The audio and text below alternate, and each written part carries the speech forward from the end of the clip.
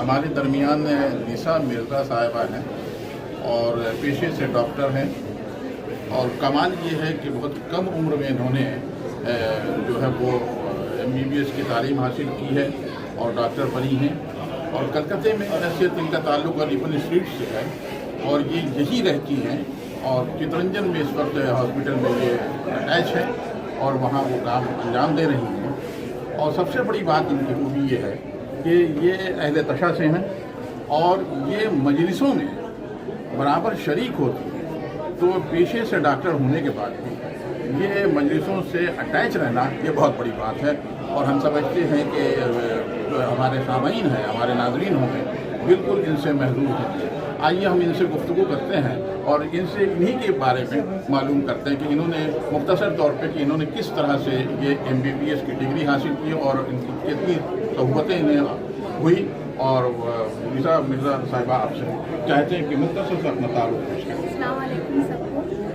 मेरा नाम डॉक्टर निशा मिर्ज़ा है। मैंने MBBS हल्दिया मेडिकल इंस्टीट्यूट से किया। 2020 में मैंने MBBS कंप्लीट किया और मैंने internship PR Singh hospital Sealdah से की। उसके बाद कोविड आ गया एंड हम लोग बहुत डर गए थे कि आगे क्या होगा। मैं घर पे रह के भी कैसे मैं MBBS और आगे प्रैक्टिस कर पाऊँ। बट अल्लाह के करम से मैं लेडी डफरिन हॉस्पिटल में उस वक्त हाउस स्टाफशिप भी मिल गया मुझे during COVID and I was there for 2 years। Gynae ops में मैंने हाउस स्टाफशिप किया और after that I was just completing my house staffship. फिर मैंने कोलकाता म्यूनसिपल कॉरपोरेशन एग्ज़ाम में अटेम्प्ट किया एंड मुझे गवर्नमेंट मेडिकल ऑफिसर के हिसाब से आई गॉट अपॉइंटेड इन 2022। तो उसके बाद से मेरा पोस्टिंग्स शिफ्ट होने लगा। अभी एट प्रेजेंट मैं CIT रोड में हूँ as a general doctor in KMC health department as a government medical officer. And side by side मैंने लास्ट 6 months में मैंने एक क्लिनिक में एज अ कंसल्टेंट शुरू किया है, जनरल फिजिशियन। वो रिपन स्ट्रीट में ही है, कैरेडम क्लिनिक। और संडेज़ को अगर मुझे टाइम मिलता है तो दिलकुशा नर्सिंग होम में मैंने राउंड्स देना शुरू किया है। तो अल्लाह का बहुत बहुत शुक्र एंड माय पेरेंट्स जो मेरे साथ इतने सालों से लगे हुए हैं और अभी तक यहाँ मुझे पहुँचाए हैं अभी तक जो मैं हूँ। और मुझे बहुत ही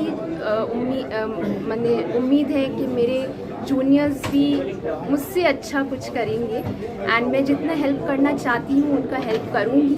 मुझसे जो बन पाएगा मैं करना चाहती हूँ आगे भी।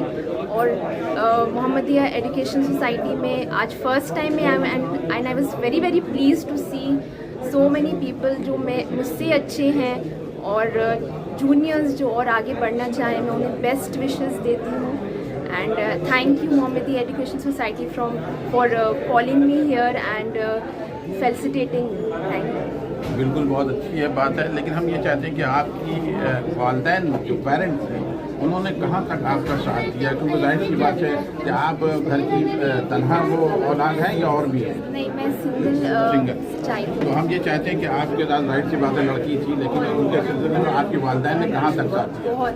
माई ग्रैंड पेरेंट्स मतलब स्कूल से लेके अभी तक MBBS एंड आफ्टर अभी मैं जॉब करूँ तब तक एवरीथिंग मुझे कैसे गाइड करना, कहाँ जाना और साथ में during my exams, during my workshop, during my seminars आना जाना, कहाँ वो कैसे जाना, एवरीथिंग। मतलब इतने साल तक कहाँ कोचिंग करना है, किससे पढ़ना है, एवरीथिंग। मतलब जितना मैं थैंकफुल हूँ उतना ही कम है। मैं अल्लाह का तो शुक्र करती हूँ कि यहाँ तक पहुँची, बट इससे ज़्यादा मैं शुक्र करती हूँ मुझे ऐसे घर मिले और ऐसे। बात सच है, बिल्कुल बहुत शुक्रिया।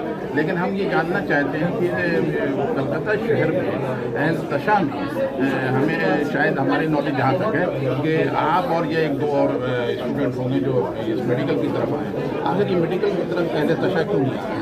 लड़के जो बच्चे हैं वो इंजीनियर और इसके डॉक्टर की तरफ क्यों नहीं आ रहे? क्या इनमें रुकावट है? अगर कोई डॉक्टरी की तरफ आए तो आप उस सिलसिले में कितनी हेल्प करेंगे? समाजी तौर पे आप कहीं ऐसा है कि उस जगह आप उसकी मदद करेंगी और उसे आगे बढ़ाने में आप परस्यू करेंगे? क्योंकि जाहिर सी बात है कि हर गार्जियन नहीं कर सकता। ये तो बात है कि इंजीनियर्स एंड डॉक्टर्स में कुछ बच्चे थोड़ा सी डाउट रहते हैं मैं जाऊँ कि नहीं जाऊँ, बिकॉज मेरे टाइम में थी और आगे भी competition is very very very very bad. और अब बढ़ ही रहा है, लाइक एवरी डे कॉम्पिटिशन बढ़ रहा है। एंड अभी जैसे कास्ट वाइज जैसे हो गया, उसके वजह से कुछ जनरल बच्चे जो जिसके पास कोई कास्ट नहीं है वो और भी ज़्यादा लिमिटेड हो जाते हैं। अगर रैंकिंग आ भी रहा है तो उन्हें सीट नहीं मिल रहा है सैडली। ठीक है, तो बस यही है कि अगर आपके दिमाग में पैशन है कि मुझे ये बनना है, तो विल टेक टाइम बट होगा। एंड मेरे तरफ से मैं बिल्कुल हेल्प के लिए तैयार हूँ कि जितना मैं गाइड कर सकूँ, कैसे क्या करना है, कौन से एग्ज़ाम में बैठ सकते हो, कितना टाइम देना है क्या सब्जेक्ट को, और क्या पढ़ना चाहिए नहीं पढ़ना चाहिए, अकॉर्डिंग मैं ऑलवेज रेडी हूँ आप लोगों को हेल्प करने।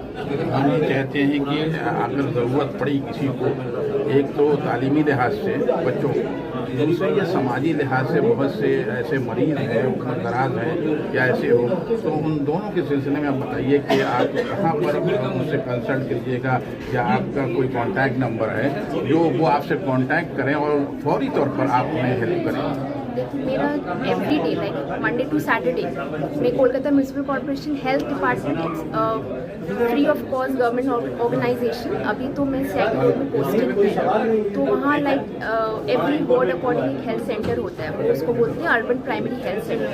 तो 60 वार्ड का अर्बन प्राइमरी हेल्थ सेंटर में वहाँ अवेलेबल रहती हूँ every Monday to Saturday 9 AM to 2 PM। वहाँ पे फ्री ऑफ कॉस्ट मेडिसिन मिलता है, टेस्ट होते हैं, बच्चों को वैक्सीन मिलते हैं, प्रेग्नेंट वुमेन का चेकअप होता है, and I am available as doctor for this whole time period. तो जिसको भी आना है ऑल आर वेलकम, आप आइए, बात करिए, मैं वहाँ अवेलेबल हूँ। एंड अगर कुछ एजुकेशन रिलेटेड कुछ पूछना है तो आप वहाँ आके मुझसे पूछ सकते हैं। नंबर मैंने इन लोग को दे दिया है, तो अगर आपको चाहिए आप प्लीज़ लेके मुझसे बात कर सकते हो, व्हाट्सएप कर सकते हो, मैसेज कर सकते हो। जाहिर सी बात है कि बड़ी खुशी की बात है कि हमारे दरमियान तशय्यो में से एक खातून जो है इस मनसब पर, इस ओहदे पर पहुंची हैं। आपसे दुआ को है कि इनकी तरक्की के लिए और दुआ कीजिए कि यह और ऊंची बुलंदी में जाए। शुक्रिया।